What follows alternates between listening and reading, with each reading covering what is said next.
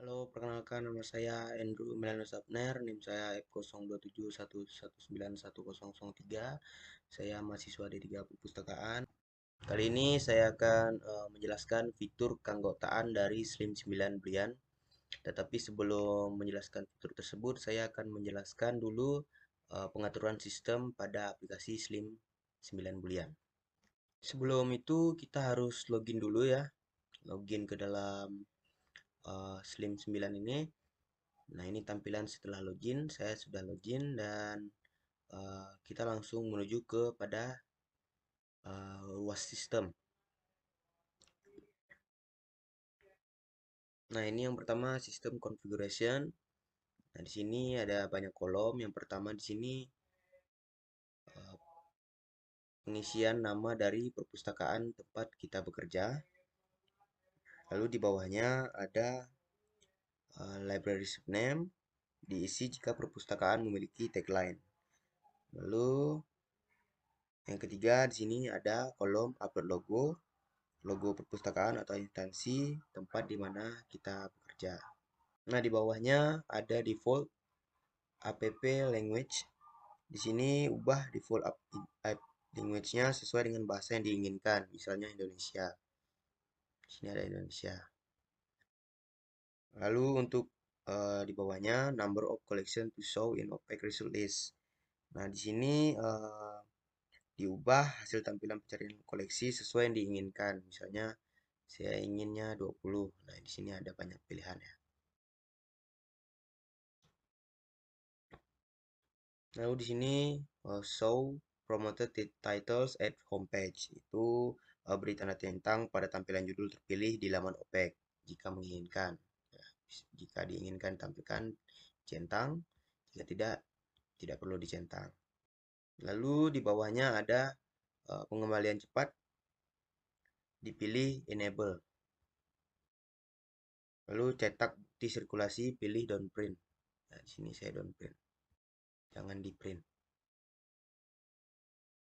Lalu di kolom yang bawahnya ada ruas untuk mengubah perubahan manual tanggal pinjaman dan jatuh tempo menjadi di sini diubah kita menjadi enable. Nah, di bawahnya ada loan limit override.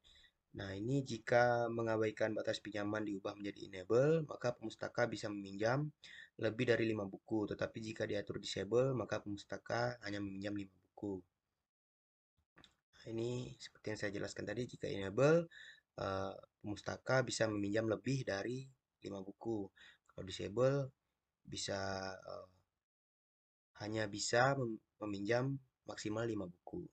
Jadi kita disablekan saja, kita memberi batas. Lalu ada ubah abaikan perhitungan denda kalau libur menjadi enable agar denda pada hari Sabtu dan Minggu tidak dihitung, namun setting disable jika perpustakaan buka setiap hari Senin dan Minggu, Senin sampai Minggu. Nah, ini dia. Jika perpustakaan tempat bekerja buka dari Senin sampai Minggu, maka di-enablekan saja. Jika tidak, di-disable. Lalu ada OPEC, XML, detail, dan result biarkan pada settingan enable. Dibiarkan saja. Lalu di sini ada ruas enable search spell checker. Di sini dibiarkan saja pada settingan enable. Lalu, nah di sini jika kita membiarkan untuk OPEC itu bisa download, maka di allow-kan saja, jika tidak di forbid. Lalu di bawahnya ada session login timeout. Ya, ini adalah sesi masuk ya. Sesi masuk misalnya jika sesi masuk berakhir dapat diubah jika menginginkan. Jika tidak, maka secara otomatis setiap pemustaka yang login dan tidak melakukan aktivitas selama 7.200 detik akan otomatis logout dengan sendirinya dan harus login kembali jika ingin melanjutkan aktivitasnya. Lalu di bawahnya ada kode barcode. Biarkan tetap pada kode 128 ya. Ini 128.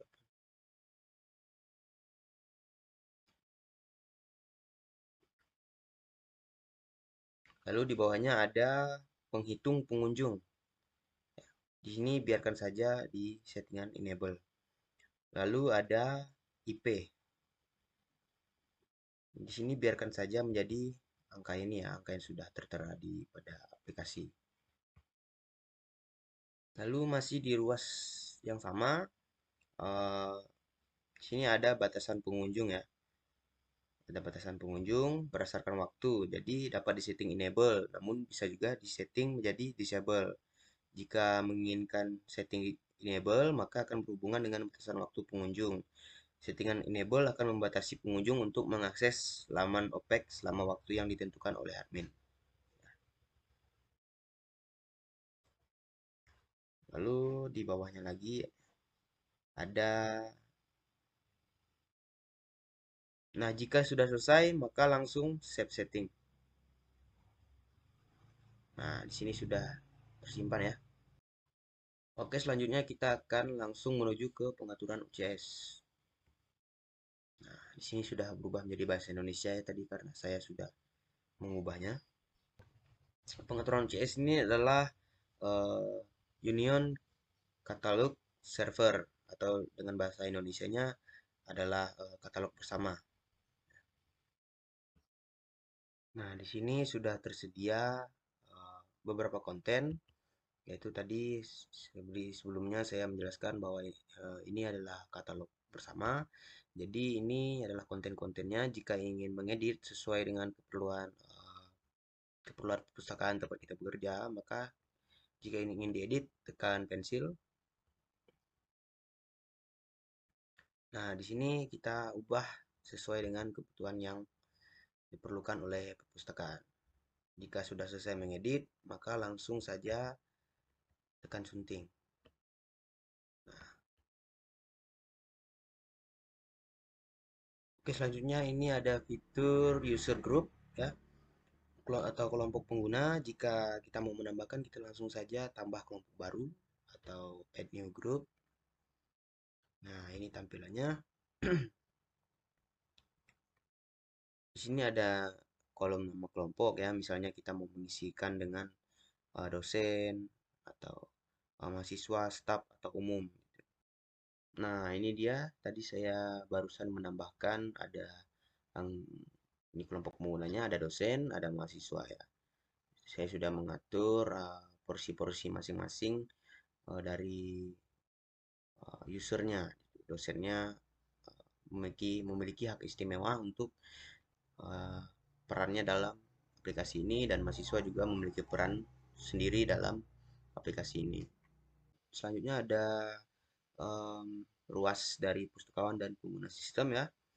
Di sini kita tinggal tambah pengguna ya untuk seperti kita memasukkan user tadi, user group. Di sini ada nama penggunanya, lalu nama asli dimasukkan, lalu tipe keanggotaannya, misalnya dia seorang pustakawan, Anda seorang pustakawan, maka di sini pustakawan. Lalu di sini ada nomor telepon, di sini ada kolom-kolom ruas-ruas untuk memasukkan media sosial, lalu di sini ada masukkan foto penggunanya, ya ada maksimum 500 KB. Lalu di sini dia masuk dalam kelompok apa? Dia masuk dalam kelompok dosen atau kelompok mahasiswa sesuai dengan uh, hak istimewa yang dimilikinya. Oke, kalau sudah langsung klik simpan saja. Nah, selanjutnya di sini ada holiday setting atau bisa disebut dengan setelan hari libur ya. Nah, di sini kan ada hari Senin, Selasa sampai hari Minggu jika perpustakaan tidak membuka layanan, maka misalnya tidak membuka layanan pada hari Sabtu dan Minggu, maka centang saja pada Sabtu dan Minggu. Jadi jika pengguna atau pemustaka meminjam buku di hari Jumat, maka Sabtu dan Minggu tidak dihitung, maka akan dihitung pada hari Seninnya nanti. Jika ada dari perpustakaan Anda memiliki hari libur khusus atau yang dibilang special holiday, maka langsung ke ruas hari libur khusus. Selanjutnya ada barcode generator atau pembuat barcode ya. Misalnya saya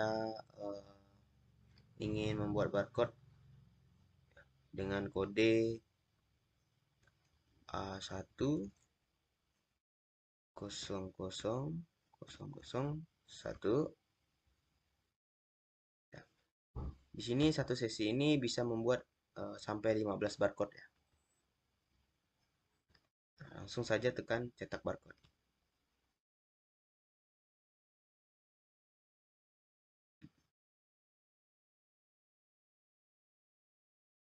Nah, ini ya model tampilan dari barcode yang sudah kita buat tadi ya. Nah, jika ingin membuat lebih banyak, maka tinggal isi saja kolom-kolom di sini. Nanti dia akan otomatis langsung membuat 15 barcode. Nah, selanjutnya ada catatan sistem atau sistem log ya. Ini mencatat seluruh pergerakan yang dilakukan pada sistem seperti penambahan data bibliografi, penambahan user, penghapusan koleksi dan lain sebagainya. Nah, di sini langsung ada tercatat sistem lognya. Misalnya saya hari ini tanggal 9 bulan 4 ya, 9 April 2022. Di sini langsung ada uh, update-nya ya, update konten data. Tadi saya sudah ada memasukkan konten nama. Lalu ya lupa. Selanjutnya ada database backup atau salinan pangkalan data. Kita langsung uh, klik ya mulai salinan baru. Nah, jika sudah diklik tadi maka localhost ini berhasil membuat cadangan berkas pencadangan ada di data tempat kita menyimpan file-file dari Slims ya. Nah, ini dia. Ini dia bukti kalau kita sudah menyimpannya tadi. Jadi ini dilakukan secara rutin sebagai langkah antisipasi dari eh, aplikasi ini jika suatu waktu PC atau laptop terjadi masalah. Oke, kali ini saya langsung masuk kepada fitur keanggotaan ya dari aplikasi ini, Slims Boolean. Oke, yang pertama untuk membuka menu membership. Oke, kita langsung masuk kepada member type atau tipe keanggotaan ya. Kita langsung pilih add new, tambah tipe anggota baru. Di sini kita isi dengan tipe pemustaka.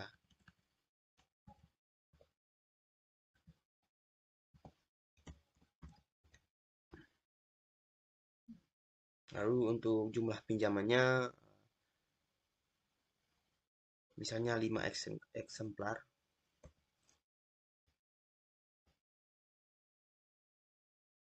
Untuk lama peminjamannya misalnya 14 hari.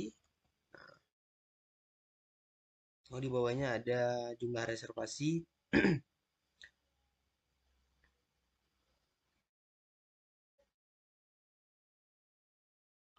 Ya, misalnya saya isi dengan 2. Lalu uh, di bawahnya langsung ada masa keanggotaan. Misalnya masa keanggotaannya saya isi dengan 1800 hari. Atau dengan kata lain ini 5 tahun sekali pergantian kartunya. Jika sudah lewat dari 5 tahun maka harus memperbarui keanggotaannya jika ingin memperpanjang ya. Nah, di bawahnya ini ada reborrow limit ya. Misalnya eh, berapa kali anggota tersebut dapat memperpanjang koleksi pinjamannya, misalnya 2 kali, maka diisi dengan 2 kali. Artinya maksimal 28 hari perpanjangan koleksi dipinjam anggota.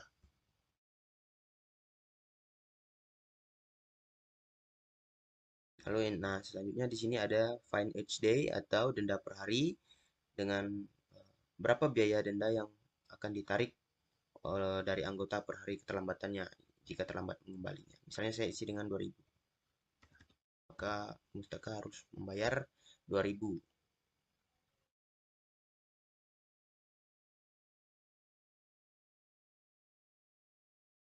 Nah, di bawahnya ada toleransi keterlambatan ya. Kita isi saja dengan 0. Ya. Oke, setelah itu jika selesai langsung klik simpan. Oke. Selanjutnya di dalam fitur keanggotaan ini ada yang namanya fitur tambah anggota.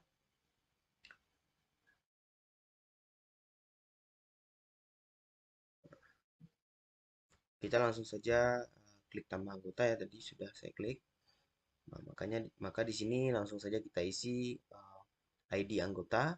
ID anggota ini bisa bisa KTP, bisa NIM ataupun eh, nomor-nomor istimewa, nomor-nomor unik.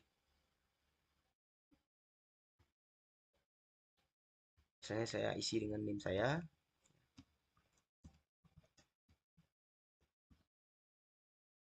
lalu di bawahnya nama saya.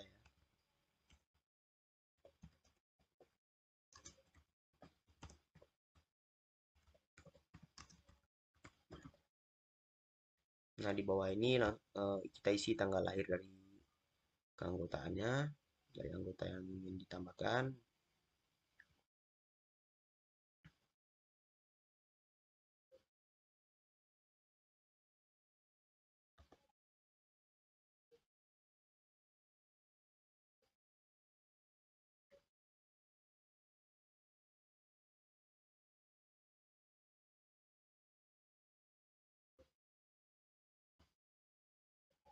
Nah, anggota menjadi anggota sejak tanggal berapa? Maka saya akan isi dengan tanggal hari ini ya.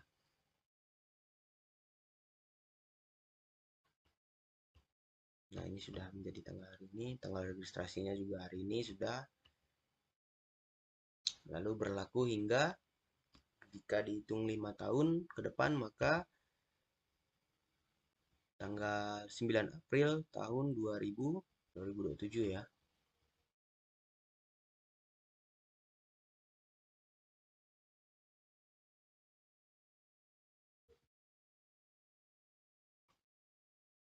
Lalu di sini isikan saja dengan alamat. Misalnya saya yang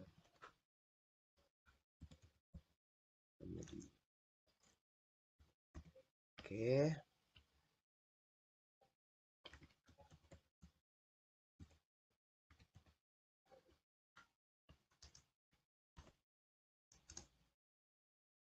Kode pos diisikan sesuai dengan kode pos dari uh, tempat tinggal.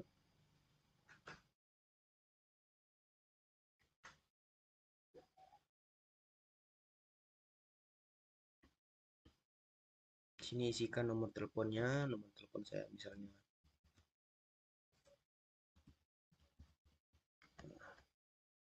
Itu nomor telepon palsu ya. Sama juga dengan nomor identitas. Bisa dikosongkan. Nah, catatan ini bisa diisi jika pemustaka yang ingin mendaftar memiliki urusan yang belum diselesaikan dengan instansi ya. Misalnya belum mengembalikan 2 buku atau lebih misalnya. Nah, jika pemustaka tersebut memiliki kolom yang belum diisi, maka ini bisa ditunda sampai pemustaka tersebut menyelesaikan pengisian dari data-data yang diperlukan. Jadi ini bisa dicentang. Nah, ini untuk mengupload foto dari member yang ingin mendaftar tersebut. Nah, ini bisa kita isi dengan email aktif ya. Misalnya saya isi dengan email saya.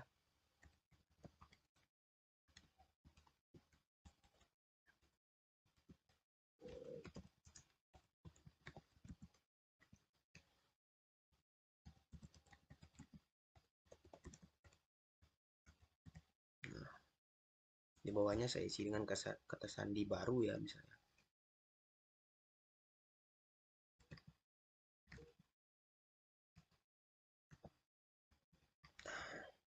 Maka setelah itu kita langsung saja klik simpan ya untuk save.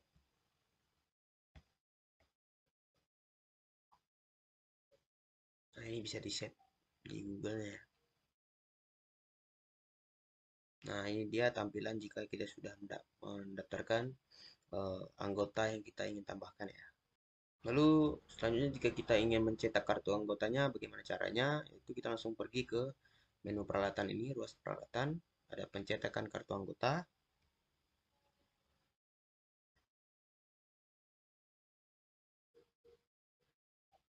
Nah, Langsung kita centang saja pada ini, pada nama anggota yang ingin di print atau dicetak.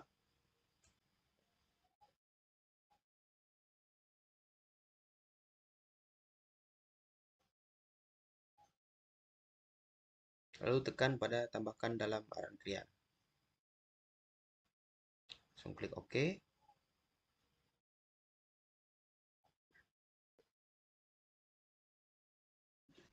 Sebelum itu kita cek dulu kartu anggotanya. Nah, ini dia tampilannya ya, kartu anggotanya. Oke, setelah kita benar-benar yakin, kita langsung klik cetak. Nah, di sini tinggal kita simpan saja, misalnya. Card member.